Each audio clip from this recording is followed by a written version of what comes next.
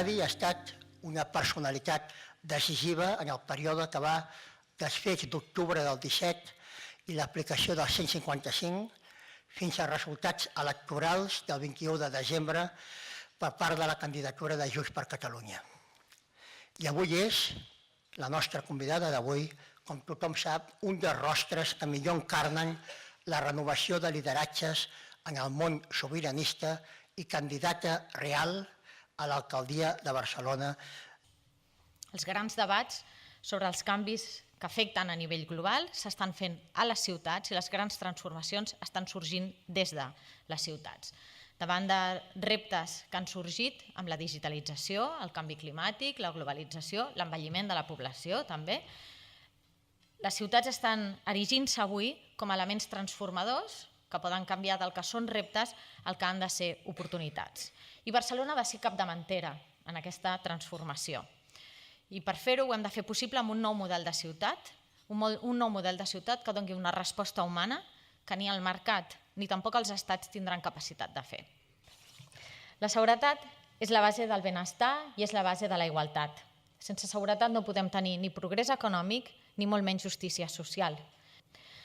Al final del proper mandat, la Guàrdia Urbana ha de comptar amb un mínim de 3.300 efectius disponibles. És una dada realista i és una dada assumible. En voldríem més i intentarem tenir-ne més. Nosaltres apoderarem la Guàrdia Urbana com es mereix, perquè torni a fer de policia, perquè recuperi les patrulles a peu, perquè torni a baixar al metro, perquè torni a tenir els efectius que necessiti i perquè apliqui les regles de convivència d'aquesta ciutat. I sobretot, ha d'haver-hi un polític que respongui de tot això, que doni la cara i que doni explicacions a la ciutadania. Diàleg, col·laboració, confiança, lideratge, consens, seguretat jurídica.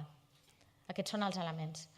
Per tant, és imprescindible poder treballar plegats a favor del progrés, creant els marcs estables de relació que siguin constructius amb tots els sectors de l'economia, orientant conjuntament les polítiques públiques que acompanyin la millora de la competitivitat, perquè sobretot en això es basa la col·laboració públic-privada, es basa en treballar conjuntament en la cerca de solucions.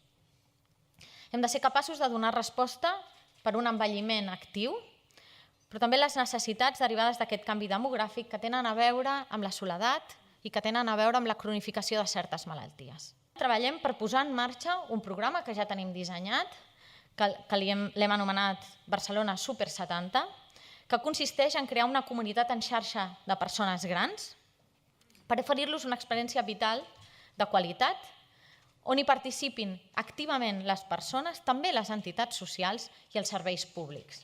Primer de l'Ajuntament, però amb la voluntat que s'obrin també en els serveis públics d'altres administracions. I, evidentment, on actuïn tots els serveis socials, des dels assistencials, culturals, cívics, educatius i esportius.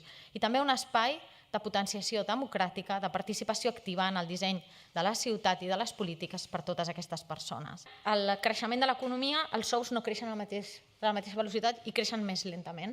I això és el que està generant desigualtat en les economies riques. Que hi ha gent que té treball, que té una feina fins i tot que pot ser estable, però que no li dona suficient per cobrir les necessitats que té.